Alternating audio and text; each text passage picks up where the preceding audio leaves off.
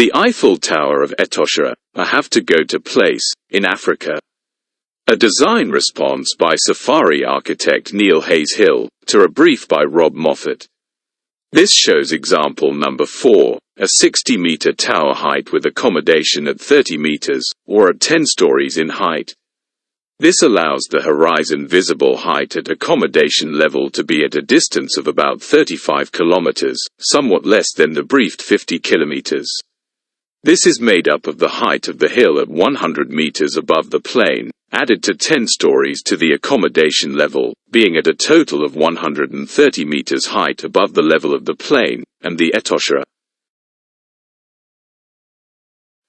The height of the Eiffel Tower is 300 meters, an FM radio mast 200 meters, and the 30-story Durban Maharani Hotel is 110 meters high.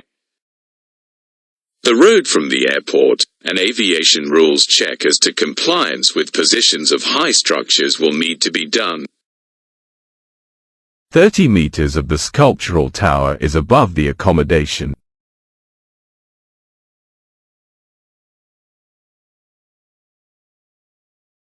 The view from the new Anderson's Camp and Research Unit.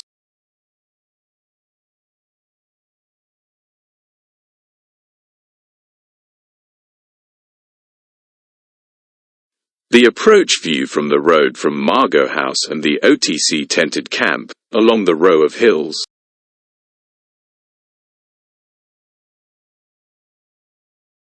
Inhabitable accommodation would be for 8 persons as per brief, in 4 luxury suites with pools on the upper level, with an open-plan kitchen with dining and viewing lounge and bar, under the accommodation level, large enough to accommodate day visitors from the other Omgava Lodge accommodation, this, by appointment.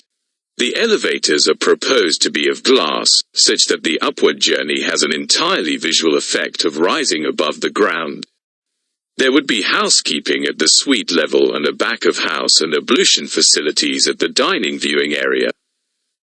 Due to such a structure requiring serious structural engineering, notably in wind loading stability and cost of support, there is a logical opportunity to place accommodation suites and an under-deck leisure and eating component at about 10 stories height, halfway up the tower. This would allow some income return on the cost.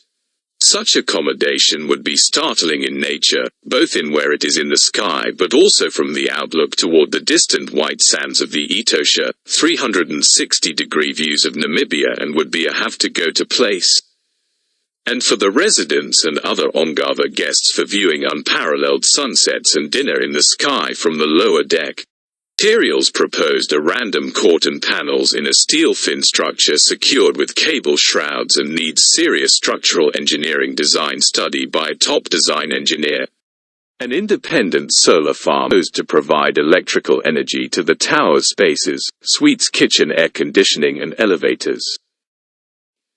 If a low sculptural structure is developed at say 10 to 20 meters in height, the iconic aspect will become lost due to the sheer scale of the landscape, and if locally designed will be relatively meaningless go-to place of interest, and will only gain fame if a famous sculptural artist is employed, such as the American Richard Serra, and the sculpture will cost more than the 80-meter tower and accommodation combined. His last commission was only 10 meters high and cost $4 million.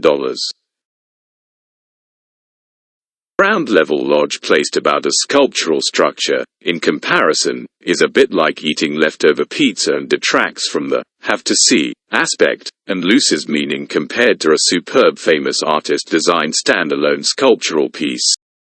The sculptural aspect is dealt with in creating a plane profile of a rhino outline in a steel lattice filled with intermittent corten panels imitating a pixelated computer image, when seen from a distance. This is to allow for greater structural simplicity compared to a 3-dimensional frame with cladding in steel, or a far more expensive structurally reinforced, very high concrete freeform structure. Evaporative cooling to roofs. Evaporative cooled courtyard. As the sculptural aspect is fin-like, the profile varies with position and movement. Viewed from a side approach, the full rhino profile is seen. When seen normal to the structure, the profile is narrow and mainly the accommodation tower is seen. The sculpture narrows, the more oblique the view, the further distance the fuller the profile, the closer, the narrower. This adds to the interest of the viewer when approaching and passing the sculpture.